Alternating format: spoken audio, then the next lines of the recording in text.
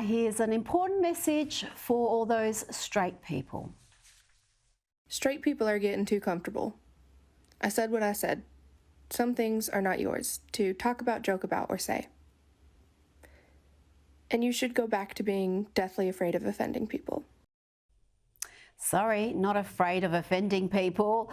Now, I think we all need a laugh, and comic Josh Ocean Thomas is just the man to provide it. Here he brutally mocks an audience member who admits to working for the Biden administration. Mistake. What do you do for a living now? You work for the Biden administration. Is your job to wake them up, or what's your job? Hey! There's a war! Hey! Okay, what do you do for the Biden administration? What a show of a job you have. I can't believe you admitted that in front of all these people. You have the freedom to lie. You could have said you were a hooker and I would have been prouder of you. What do you do?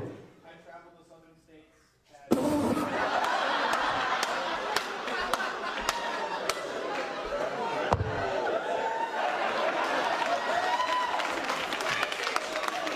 You go to the South and try to sell them on Biden?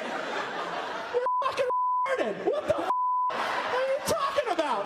That's your job, is to go, hey, listen, I know you guys like Trump, but Biden, I mean, wow. Are you ready to be unemployed, or what's your vibe? Now let's hear from a pro-Palestinian journalist, Abby Martin, who went on Piers Morgan's show and just spewed a lot of lies. To continue their ethnic cleansing of Gaza is frankly absurd, patently so considering what we've seen them do just in the last several weeks, Piers. Evidence of summary executions of doctors, evidence of mass graves, hundreds of bodies bound, dozens of men, women, and children bound, evidence, according to the UN, of Palestinians buried alive, using drones to lure out Palestinians with sounds of crying children so they could be shot and killed. She's describing Hamas there. Now, listen to Mossab Hassan Youssef tell Abby Martin precisely what he thinks of her and her journalism. This is the son of a Hamas founder, co-founder, and he has no time for lefty Karens losing it.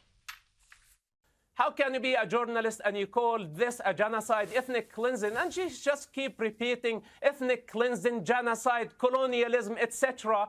None of it is real, including Palestine. It's only in your head. None of it is existential. Palestine was never born. How can you free it? It was never there. It's just a colonial entity, and some people choose to make it into a national identity. And this parrot has been just repeating Hamas propaganda. Marwan Barghouti that she's talking about him, she never met him. I knew Marwan before he got to power. He's a criminal. He killed 5 people. He has blood on his hands. He cheated on his wife. He has a secret son that he never revealed it to the public. Of course, I can criticize him, and I can criticize all the criminals that I know personally. She's been there only for a visit, and maybe she had some falafel sandwich, you know, and she really was blown away of the Palestinian experience. There is no such a thing as Palestine. It's about time to retire, find a different job. You're not a journalist. You don't qualify even to be a mother. Now let's go to some vintage Saturday Night Live when they were actually funny. Watch this superb sketch featuring a Trump impersonator and Trump himself playing the janitor. Your solid gold faucet. Send them in. This place looks like the Liberace Museum. Hey, I'm the prince of this city. When you're in my office, you treat me with respect. Who did your decorating? Saddam Hussein? I'll have you know this is all very classy stuff. And that painting of the tiger and the woman has got me laid on numerous occasions. I didn't know gay dudes liked tiger paintings. Hey, you've crossed the line. I've killed people for less. Looks like you killed a squirrel to me and put it right on top of your head.